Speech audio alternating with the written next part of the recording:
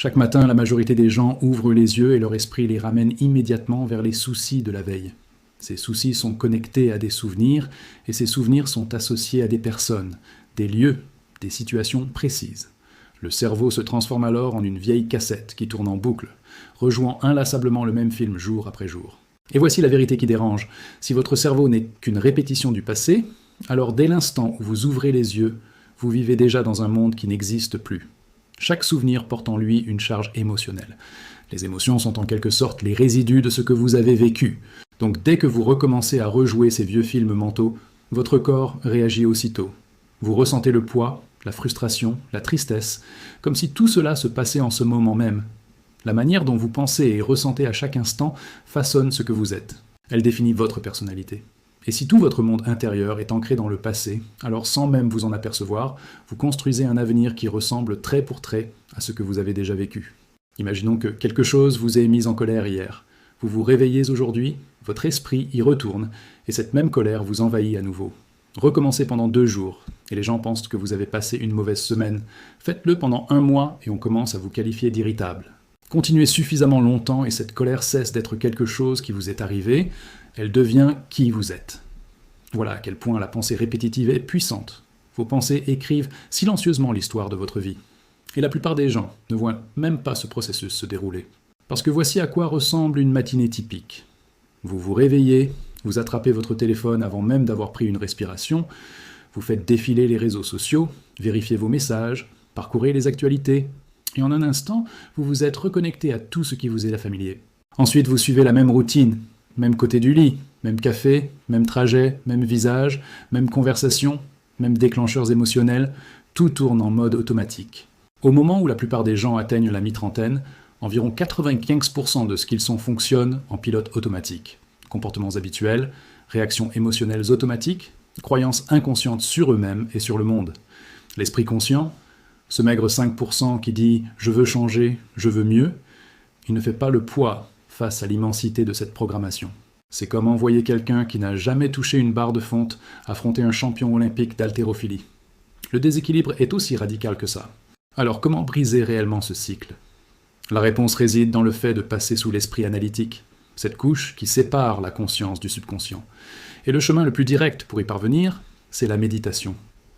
Grâce à une pratique régulière, vous pouvez apprendre à ralentir vos ondes cérébrales et basculer dans un état de conscience plus profond.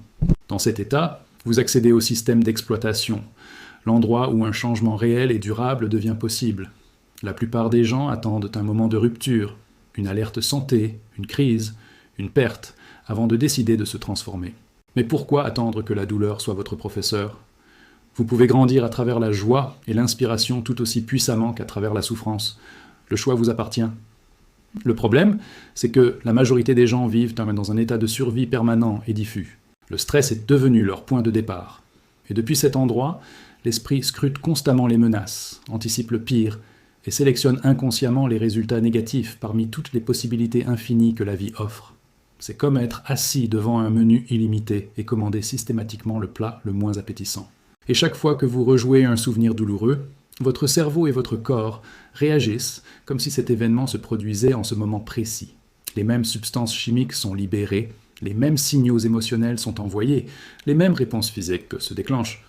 Votre corps ne fait pas la distinction entre un souvenir vivace et la réalité concrète. Donc en revisitant constamment ce qui vous a blessé, vous le revivez littéralement au niveau biologique, vous maintenant prisonnier d'une boucle émotionnelle dont il semble impossible de sortir.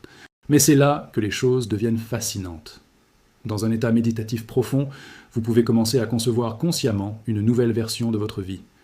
Quel genre de personne voulez-vous devenir ? Comment souhaitez-vous penser, évoluer dans le monde, répondre aux défis ? Lorsque vous êtes véritablement présent et concentré, le cerveau ne distingue pas quelque chose de vivement imaginé de quelque chose réellement vécu. Par la répétition mentale, vous installez littéralement un nouveau logiciel, de nouveaux circuits neuronaux qui tracent la route vers un futur différent. La clé, cependant, c'est que l'imagination seule ne suffit pas. Vous devez ressentir. La pensée est le langage de l'esprit, mais le ressenti est le langage du corps. Si vous pouvez penser à votre futur désiré et ressentir authentiquement les émotions de ce futur, la gratitude, la joie, la liberté, alors votre corps commence à recevoir le signal. Il cesse d'être prisonnier du passé et commence à s'aligner avec ce que vous construisez. C'est à ce moment-là que quelque chose bascule. Vous n'avez plus besoin que le résultat extérieur se manifeste pour vous sentir bien. Vous n'avez pas à attendre l'argent pour vous sentir abondant, ni la relation pour vous sentir aimé, ni la réussite pour vous sentir digne. Vous générez ce ressenti maintenant, et ce faisant, vous avancez vers lui d'une manière que vous ne pouvez pas toujours expliquer. C'est ce que signifie cesser d'être victime de sa vie pour en devenir l'auteur, parce que voici quelque chose qui mérite d'être rappelé. Le simple fait qu'une pensée surgisse dans votre esprit ne signifie pas qu'elle est vraie, et le fait qu'elle soit là ne signifie pas que vous devez la suivre. La personne moyenne génère entre 60 et 70 000 pensées en une seule journée, et la grande majorité sont identiques à celles de la veille. Même pensée, même choix, même comportement. Même comportement, mêmes expériences, mêmes émotions. Cela devient une boucle fermée. La méditation brise cette boucle. Elle vous apprend à devenir un observateur de votre propre esprit, conscient de votre façon de penser, de ressentir, de réagir. Plus vous cultivez cette conscience, moins ces vieux schémas automatiques ont de pouvoir sur vous. Le mot « méditer » vient d'ailleurs d'une racine qui signifie « se familiariser avec ». Et c'est exactement ce que vous faites. Vous familiarisez avec les anciens schémas pour qu'ils perdent leur emprise, tout en vous conditionnant simultanément à un nouvel état émotionnel, une nouvelle identité. Ce n'est pas sans rappeler l'entretien d'un jardin. Avant de planter quoi que ce soit de nouveau, vous devez arracher les mauvaises herbes, dégager les vieilles racines et préparer le sol. Cette préparation demande des efforts. Entraîner votre esprit à rester présent pendant la méditation ressemble à l'éducation d'un animal turbulent. Il veut s'échapper, et votre rôle est de le ramener patiemment, encore et encore, sans frustration. Votre corps, conditionné depuis des années à un certain état émotionnel, résistera au changement. Il est à l'aise avec ce qu'il connaît, même si ce qu'il connaît est douloureux. Le familier paraît sécurisant, même quand il est destructeur. Mais chaque fois que vous remarquez cette résistance et choisissez la présence plutôt que la réaction, automatique, vous renforcez votre volonté sur le programme. Et avec le temps, le corps capitule. L'énergie enfermée dans les vieux schémas émotionnels se libère.